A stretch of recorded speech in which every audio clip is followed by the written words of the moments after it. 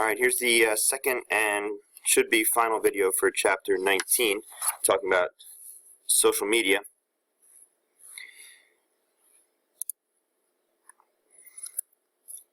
These are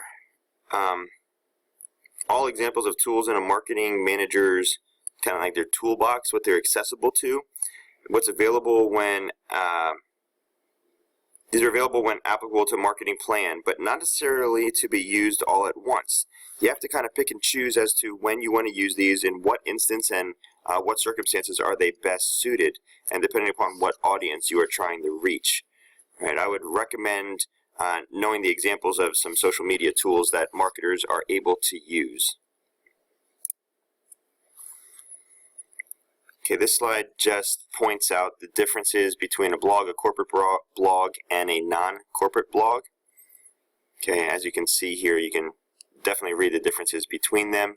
It's not something that I will read to you, but just know the differences between the three different types of blogs.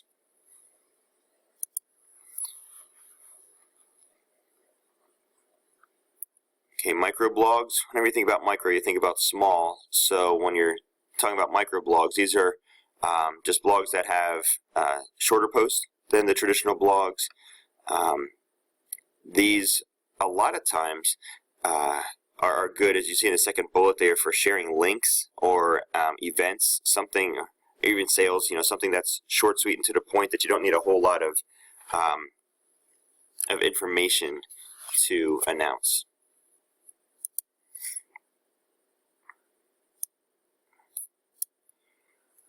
Social networking sites allow people like you and I to connect, or the key word here, network, with friends, with peers, with business associates or partners, with other companies.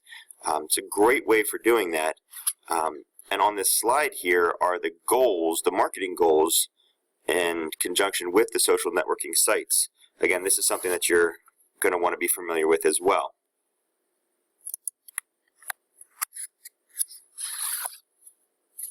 Okay, we're not going to spend a whole lot of time talking about Facebook lingo, so we're just going to go on to the next part, which is media sharing sites.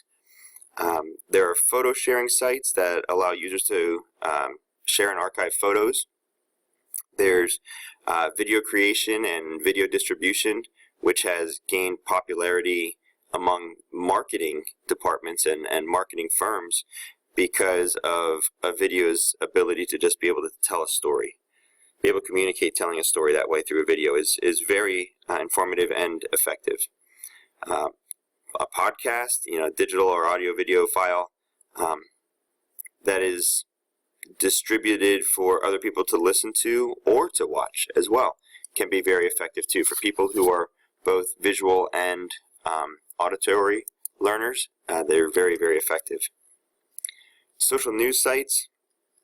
Marketers have found that these sites are useful for promoting campaigns, starting conversations around issues that are being presented, trying to build up traffic for their websites, things like that.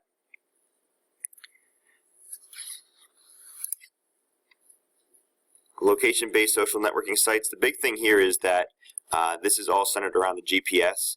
So this is where, based upon where you are at, geographically in the world, even, that's where these are going to have more of an impact, because they're going to be implementing the use of GPS. Review sites. Here's a little bit of information for you.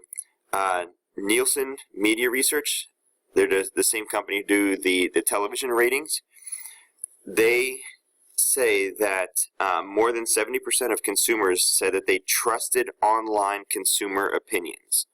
So if you have favorable consumer opinions about your company, your product, your brand, it's going to have a major positive impact. On the flip side, if there's a negative consumer opinions or reviews, that could devastate your company as well. So by giving marketers the opportunity to respond to their customers directly, put their business in a positive light, review sites can serve as a very, very useful tool for both local businesses and large nationwide or worldwide companies as well.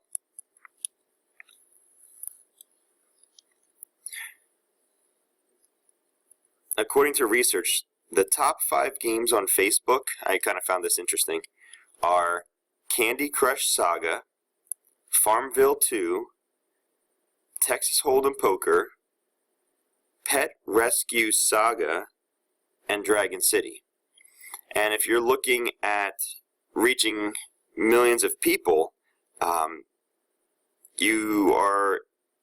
you can possibly look into using some of these online games to be able to reach them. Candy Crush Saga by itself nets 93 million users every day. 93 million users every single day. Having said that, the growing trend among mobile games is to use mobile ads to generate revenue for the game makers, because a lot of the games are free, so that is how they generate their revenue, is through those mobile ads.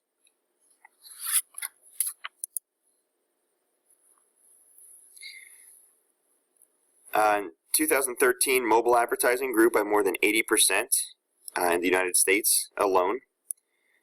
That rate is expected to slow down to about 50%, but just understand that mobile advertising will make up about 10% of the entire advertising budget that companies are going to have. So it is becoming a much more relevant and prevalent way to communicate.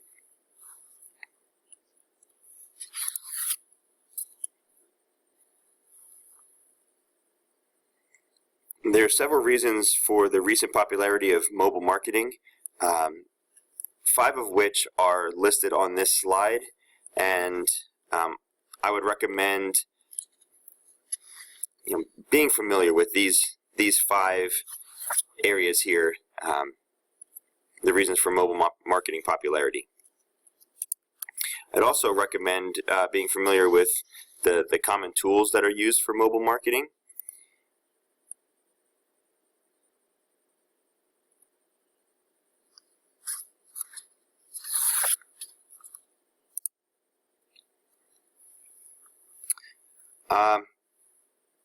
Being able to differentiate between an app and a widget is probably something that you're familiar with as well, so I'm not going to spend a lot of time on this one. Just know that one of the benefits of a widget for marketers is that it allows a developer to embed a simple application. It could be something like your weather forecast. It could be something like a stock market ticker, or something just basic like that. They can embed that into a website, even if the developer of the website did not write the application's code, does not even understand the application's code. It doesn't matter. It's able to be embedded on that website, and that's one way that a widget can be helpful to a marketer, to be able to embed something onto a website.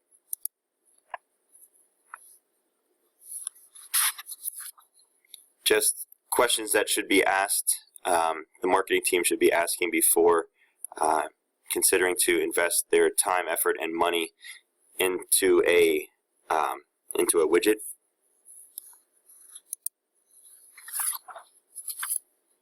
Now, this is an important slide right here. Social media plan should definitely be linked to other factors in the overall marketing plan, and it needs to make sure that it fits with the marketing plan objectives and the objectives of any other factors that are going to be considered and implemented as well.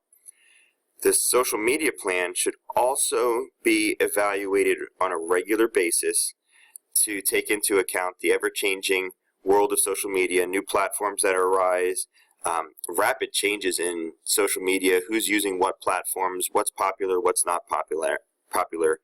And this slide is what will list for you the 6 stages of developing a social media plan.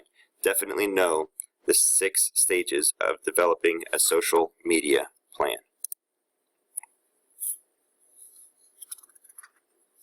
As I'm sure you're aware, social media usage changes on a regular basis, as I mentioned on the previous slide, and being up to date with who is using what the trends are, you just have to be familiar with that.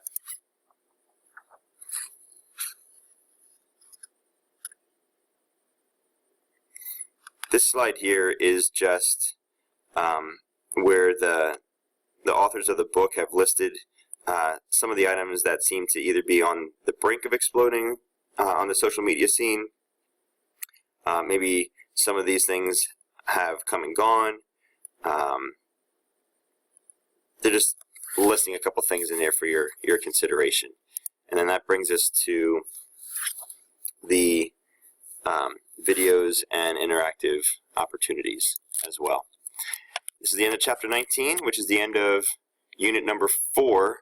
So please, please, please look over your material, read your book, study, prepare for your upcoming unit exam.